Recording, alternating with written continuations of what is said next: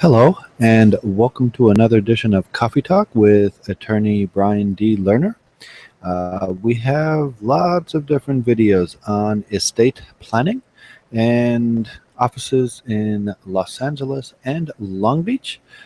So feel free to come by, get a free consultation, let you know how I can help you. In this particular video, I'd like to talk a bit about funding the trust.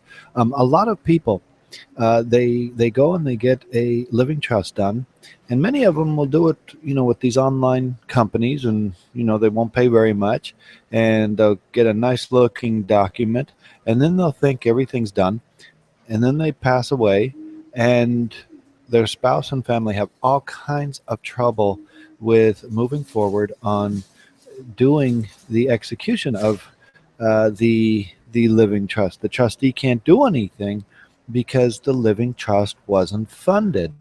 So it is just as important to fund the living trust as it is to make the living trust. Okay, you can't really have one without the other. I mean, technically, you can have a living trust made, but it's like having a car without the engine. It may look pretty, but it's not going to do what it needs to do. Okay, so when you're funding the living trust, what that means is when you create a living trust, essentially you're creating a new entity. Okay, and I get lots of times clients come in, they go, I thought that the living trust was going to be in the name of this or the name of that, or I thought we could have it in both our names. You can name the living trust whatever you want. Okay, I mean, generally, if it's a married couple, it's the living trust, or the first name and the last name, and the spouse's first name and the spouse's last name, living trust, dated whenever. Okay, so that's it. But you could have the ex-family living trust or whatever you want. It's just once you name it and once you create it, it essentially becomes its own entity. Now, once the living trust has been created, you've got all kinds of references to property in that living trust. You've got the real property, you've got the personal property, you have cars, you have jewelry, you have bank accounts. Now, what's the most important item that you have to do and think of in trust? Well, when I say fund the living trust, what does that really mean? That really means transferring in whatever property there is from where it is into the living trust. And how do you transfer it in? Well, generally, you change the title, the particular item, to that of the living trust. Okay, so in property, real property, what you would do is you get a new deed of trust prepared, and the deed of trust is from whatever, let's say you own the property between you and your spouse, and it's community property.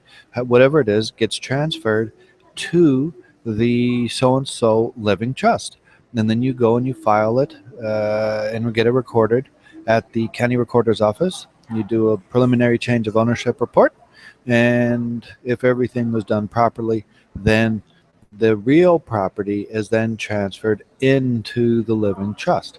Now, I have a lot of people say, well, what if it was separate property? Or what about community property? How does that work when it goes into the living trust? Well, it doesn't change its characterization. If it was separate property, and we're talking, let's just say about houses now, if it was separate property before it went into the living trust, it will be separate property after it goes into the living trust. If it was community property before it went into the living trust, it will be community property after it goes into the living trust. So that's not an issue. Now, once it gets recorded, then the living trust has been funded, at least with the real property. So, once you're done with your estate plan, at least preparing it, get all of the real property. That's probably the first thing you want to do. Get all of the real property titles changed to that of the living trust, so that it all gets in there. And in case something happens to you tomorrow, that's done. Okay. Now, next, probably most important, are all the retirement accounts, bank accounts, savings accounts, things that you really don't use every day but have money in it.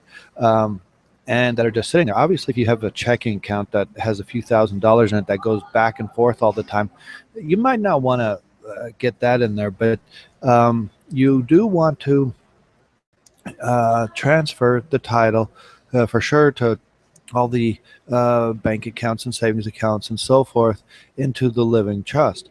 Now, there is an exception to that.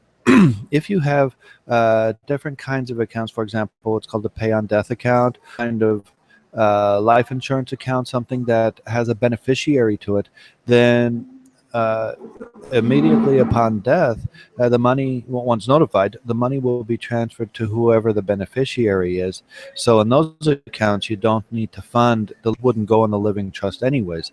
So obviously, and then this goes without saying, but if something that you own does not belong in the living trust, don't change the title of it to the living trust. It's just going to create confusion, once you would pass away.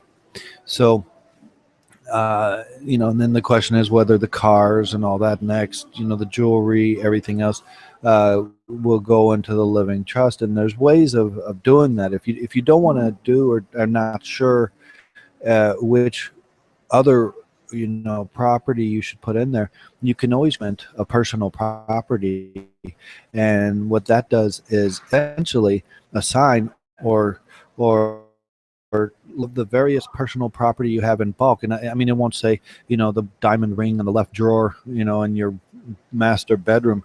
It'll just list it in bulk, all the jewelry, all the personal property, everything else that you own that hasn't been transferred into the living trust will get assigned and transferred into the living trust. So that's how an assignment can work. And additionally, a pour over will can also create a situation where it will transfer whatever hasn't actually been transferred. But there's different ways of mandating and making sure that the living trust is properly funded. So if you like the video, click like and subscribe. And I usually do a new video, give or take, about once every week. And then be sure you call my office if you want a free consultation. Again, we're in Los Angeles and Long Beach, so if you're local to the areas, feel free to come in and I will let you know what can be done and how I can help you. Okay, more on the coming videos.